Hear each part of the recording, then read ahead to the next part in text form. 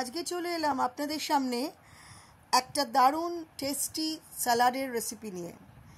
এই স্যালাডের রেসিপিটার আরেকটা নাম হচ্ছে কোসিম্বির। মহারাষ্ট্রিয়ানরা তাদের এই স্যালাডটাকে বলেন কোসিম্বির। তো এটার জন্য আমি শসা চৌকো চৌকো করে কেটে নিয়েছি, পেঁয়াজ নিয়েছি, টমেটো নিয়েছি, কাঁচা লঙ্কা নিয়েছি, ধনেপাতা কুচি নিয়েছি।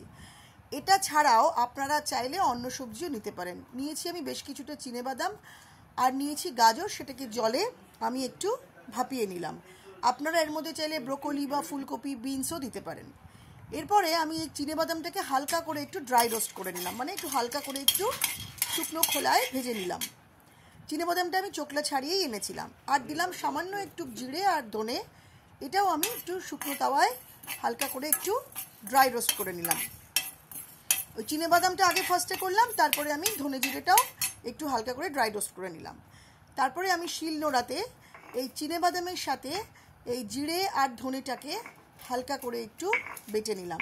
আচ্ছা, এই যে আমি বাটলাম, এটা আমি মিক্সিতেও বাটতে পারতাম, তাহলে মিক্সিতে বাটলে একদম মিহি হয়ে যেত, সেটা আমি চাইছিলাম না। এখানে একটুখানি বাদামের স্বাদটা যাতে পাওয়া যায়, সেই জন্যই আমি এখানে শিলনোড়ায় বাটলাম। একটু কোয়ার্স হবে, মানে একটু রাফ হবে, একদম স্মুথ হবে না, মানে বাটাটা একটুখানি খসখসে হতে হবে, পুরো স্মুথ হবে না।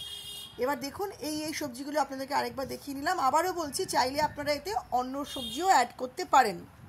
আর এই বাদামের জায়গায় আপনারা কাজু বা আলমন্ডও দিতে পারেন। আর আমি দই নিয়েছি এখানে 150 গ্রাম মতো টক দই। দইটা মাস্ট, দইটা লাগবে। আর দইটাকে আগেই ফ্রিজ থেকে বার করে আমি রেখে দিয়েছি। এবারে এক এক করে এগুলো আমি দইয়ের সাথে মেশাবো। প্রথমে দেবো গোলমরিচ। গোলমরিচটা দিয়ে আমি ফার্স্টে দইয়ের সাথে খুব ভালো করে মিক্স করে নেব।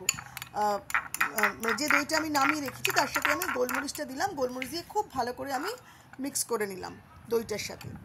তারপরে আমি এরপরে গোলমরিচ দেওয়ার পরে খুব ভালো করে ঘেটে নিয়ে, খুব ভালো করে যাতে বুদবুদ যাতে না থাকে, একদম যাতে পুরো মিশে যাতে যায় সেটা দেখতে হবে। এটা একদম পুরো যখন গোলমরিচটা যখন মিক্স হয়ে যাবে, তখন আমি এই যে আমার বাদামের যে পেস্টটা আছে, বাদামের সাথে ধনে জিরে গুঁড়োর যে পেস্টটা, আমি সেইটা দিলাম। সেইটা দিয়েও আমি খুব ভালো করে একই রকমভাবে টক দইটার সাথে মিশিয়ে নেব। এক এক করে সবকটা উপকরণ দিতে হবে। এরপরে আমি গাজরটা দিলাম। গাজরটা দেওয়ার পরেও আমাকে সেম একই জিনিস করতে হবে, ভালো করে মিশিয়ে দিতে হবে। আমি বারবার বলছি, একসাথে সব দেবেন না, একটা একটা করে দেবেন, তারপর মেশাবেন। এরপরে আমি দিলাম টমেটো। টমেটো দিয়েও সেম কাজ, ভালো করে মিশিয়ে নিলাম। তারপর দিলাম আমি পেঁয়াজ। পেঁয়াজ দিয়েও মিশালাম। তারপর দিলাম আমি শসা দিয়েও সেম। আর লাস্টে দিলাম আমি ধনেপাতা আর কাঁচা লঙ্কা। আর ধনেপাতা কাঁচা লঙ্কা দেওয়ার পরে আমি নুন আর চিনিটাও দিয়েছি। দিয়ে ভালো করে, চিনিটা অল্প দিয়েছি, ওই 1/2 চামচ মতো, আর নুনও 1/2 চামচ মতো দিয়ে খুব ভালো করে আমি এটাকে মিক্স আপ করে নিলাম। আর এটা এত ভালো খেতে লাগে, আমি প্রথমে একদিন খেয়েছিলাম, অনেকটা রাশিয়ান স্যালাডের মতো। সেই জন্য আমি যে কোনো রান্নাই করি না কেন, আগে প্রথমে খেয়ে নিই, তারপরে আপনাদেরকে সেটা শেয়ার করি।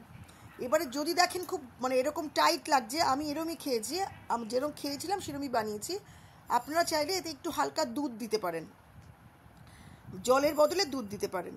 দেখুন আমার আজকের কোসিম্বির বা মহারাষ্ট্রিয়ান স্যালাড তৈরি।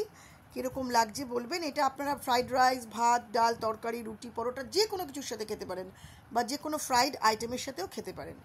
তাহলে আজকে এতটাই। যদি আমার রেসিপিটা ভালো লাগে, প্লিজ আপনাদেরকে রিকোয়েস্ট করলাম, একটা লাইক করবেন, একটু সাবস্ক্রাইব করবেন, একটু কমেন্ট করবেন। ভালো মন্দ যাই হোক, খারাপ হলে আমি শিখবো, শেখার কোনো শেষ নেই। আর যদি ভালো লাগে তাহলে আমি আরও ইন্সপায়ার হব, আরও একটা দুটো